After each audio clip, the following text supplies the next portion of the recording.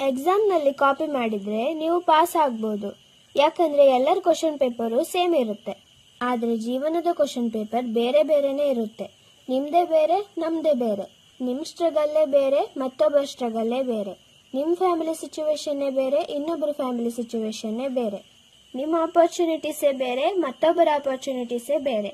ಹೀಗೆ ಪ್ರತಿಯೊಬ್ಬರ ಜೀವನದ ಕ್ವಶನ್ ಪೇಪರ್ ಬೇರೆ ಬೇರೆ ಇರುವಾಗ ನಾವ್ಯಾಕೆ ಬೇರೆಯವರನ್ನ ನೋಡಿ ನಾವು ಅವ್ರ ಥರ ಇಲ್ಲ ಇವ್ರ ಥರ ಇಲ್ಲ ಅಂತ ಇನ್ನೊಬ್ಬರ ಜೀವನನೇ ಕಾಪಿ ಮಾಡೋಕೆ ಹೋಗ್ತೀವಿ ನೋಡಿ, ಆವಾಗ ನಾವು ಫೇಲ್ ಆಗ್ತೀವಿ. ಯಾಕಂದರೆ ಅವ್ರ ಕ್ವಶನ್ ಪೇಪರೇ ಬೇರೆ. ಈಗ ನಮ್ಮಲ್ಲಿ ನೀರಿನ ಟ್ಯಾಂಕ್ 500 ಲೀಟರ್ದು ಇರುವಾಗ ನಾವು ಅದಕ್ಕೆ 5,000 ಲೀಟರ್ ನೀರು ತುಂಬಿಸೋಕ್ಕಾಗತ್ತಾ? ಕೊನೆದಾಗೊಂದು ಮಾತು, ನಾವು ಬದುಕೋಕೆ 100 ರೂಪಾಯಿ ಇದ್ರೂ ಸಾಕು, ಬೇರೆಯವರು ನೋಡಲಿ ಅಂತ ಬದುಕೋಕೆ ಕೋಟಿ ಇದ್ರೂ ಸಾಕಾಗಲ್ಲ. ಏನಂತೀರಾ?